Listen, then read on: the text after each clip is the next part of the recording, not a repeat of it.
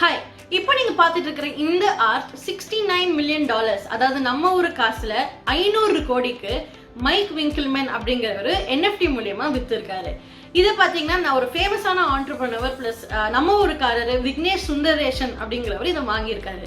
இதுதான் வந்து NFT மூலியமா செல்லான மோஸ்ட் எக்ஸ்பென்சிவான ஆர்ட்னு சொல்லலாம். ஸோ நம்மளால ஒரு 500 கோடி வந்து ஒரு ஆர்ட் மூலியமா வந்து சம்பாதிக்க முடியும் அப்படின்னா அது எவ்வளோ பெரிய விஷயம் இல்லை. ஸோ என்எஃப்டினா என்ன, அதை எப்படி உருவாக்குறது, அது மூலியமா எப்படி சம்பாதிக்கிறது, ப்ளஸ் வெறும் ஆடியோஸ் வீடியோஸ் கலெக்டபிள்ஸ் மூலியமா எப்படி இவ்வளோ சம்பாதிக்கிறாங்க அப்படிங்கிற விஷயம் தான் இந்த வீடியோவில் நீங்கள் பார்த்து தெரிஞ்சுக்கலாம். ஹாய், இது அரியர் இருந்தாலும் கரியர் சேனல். இங்கே உங்களுக்கு தேவையான கரியர் டிப்ஸை ஈஸியாக புரிகிற மாதிரி சொல்லுவோம். நல்ல கரியர் டிப்ஸ்க்கு கீழே இருக்கிற சப்ஸ்கிரைப் பட்டன் கிளிக் பண்ணி பக்கத்தில் இருக்கிற பெல் ஐக்கனை மறக்காம ப்ரெஸ் பண்ணிடுங்க. வாங்க வீடியோக்குள்ள போகலாம்.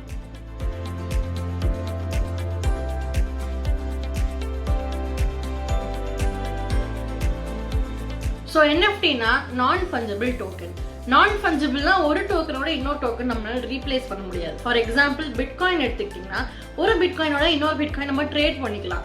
ஆனால் வந்து இப்போ ஒரு என்எஃப்டி வந்து ஒரு ப்ராடக்ட் கொடுத்துருக்கோன்னா அது இன்னொரு ப்ராடக்டோட நம்மளால வந்து எக்ஸ்சேஞ்ச் பண்ணிக்கவே முடியாது. ஃபார் எக்ஸாம்பிள் ஆடியோஸ்னா என்னன்னு பார்த்துக்கிட்டிங்கன்னா வந்து மியூசிக் ஆர் பேக்ரவுண்ட் ஸ்கோர், அப்புறம் இமேஜஸ்னால் வந்து பெயிண்டிங்ஸ் அண்ட் ட்ராயிங்ஸ், வீடியோஸ்னால் short clips, short films, feature films, அப்புறம் ஏதாவது game clips, gifs, memes, collectables இதெல்லாம் வந்து நம்ம வந்து கிரியேட் பண்ணி செல் பண்ணலாம், இல்லை வாங்கவும் வாங்கிக்கலாம். இது வந்து ஒரு ஐடென்டிஃபிகேஷன் டோக்கன். ஸோ இது வந்து மீடியா ஃபைல்ஸோட டீட்டெயில்ஸ் அண்ட் ஹேஷ் கோட் மட்டும்தான் இருக்கும். இதுக்கான டிரான்சாக்ஷன் எல்லாமே நார்மல் மணியில் நடக்கிறது கிடையாது, எல்லாமே கிரிப்டோ கரன்சியில் தான் நடக்குது. அதுவும் ஸ்பெசிஃபிக்காக சொல்லணும்னா இத்தேரியம் அப்படிங்கிறதுலாம் வந்து டிரான்சாக்ஷன் நடக்குது. இப்போ பார்த்தீங்கன்னா என்எஃப்டி நிறைய விதத்தை நம்ம கிரியேட் பண்ணலாம். அதுக்கு சில எக்ஸாம்பிள் என்னன்னு பார்த்துக்கிட்டிங்கன்னா ஜாக் டார்சி, அதாவது ட்விட்டரோட சிஇஓ, ட்விட்டரில் போட்ட ஃபர்ஸ்ட் எவர் ட்வீட்டை வந்து இப்போ என்எஃப்டி மூலியமா $2 million வித்திருக்காரு. அது மட்டும் இல்லாமல் ரொம்ப வருஷத்துக்கு முன்னாடி ரொம்ப பாப்புலராக வைரலான ஒரு வீடியோ சார்லி பிட் மை ஃபிங்கருங்கிற வீடியோ இப்போ வந்து ஒரிஜினல் வீடியோ யூடியூப்லேருந்து எடுத்துட்டாங்க. ஏன்னா அதை என்எஃப்டி மூலியமா $760,000 வித்திருக்காங்க.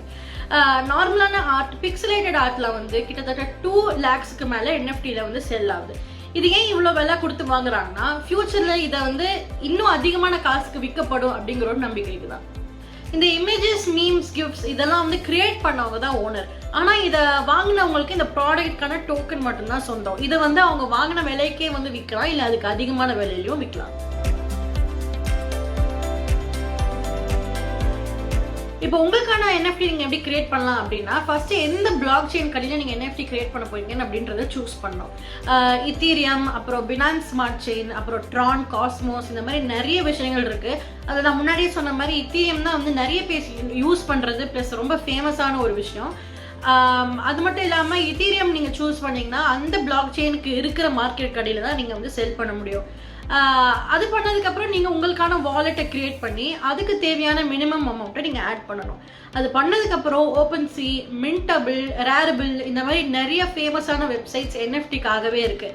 அதுக்குள்ளே போயிட்டு நீங்கள் வந்து உங்களுக்கு தேவையான ப்ராடக்ட்ஸை வந்து நீங்கள் வாங்கலாம், இல்லை நீங்களே க்ரியேட் பண்ணியும் செல் பண்ணலாம்.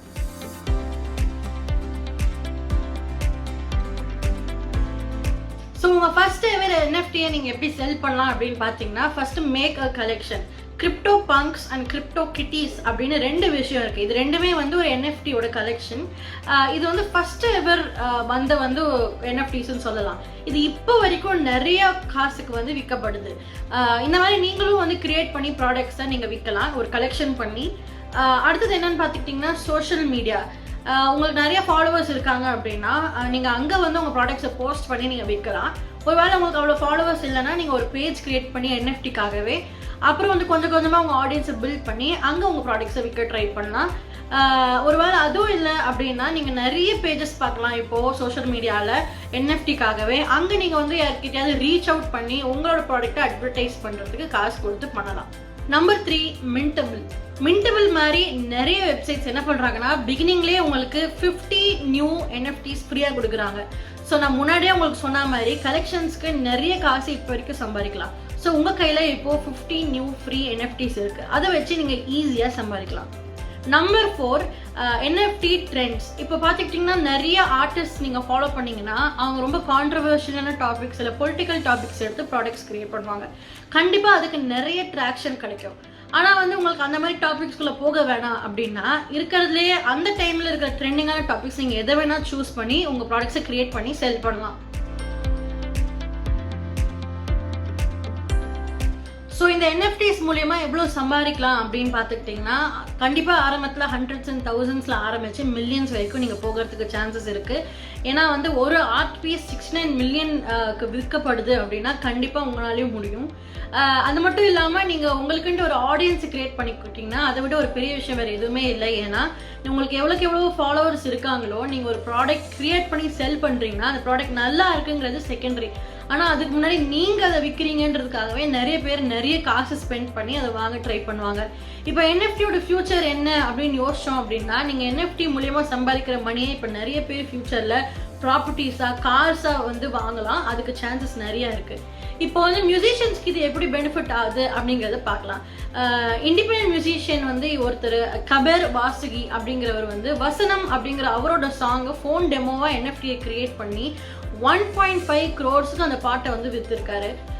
இது வந்து இண்டிபெண்டன்ட் மியூசிஷியன்ஸ்க்கு எப்படி பெனிஃபிட் ஆகுதுன்னு பார்த்தீங்கன்னா இப்போ நீங்கள் ஒரு ஆல்பம் இல்லை ஒரு சாங்கை க்ரியேட் பண்ணி பப்ளிக்கு கொடுக்குறீங்க அப்படின்னா அதை நிறைய பேர் பார்க்கலாமே போகலாம்.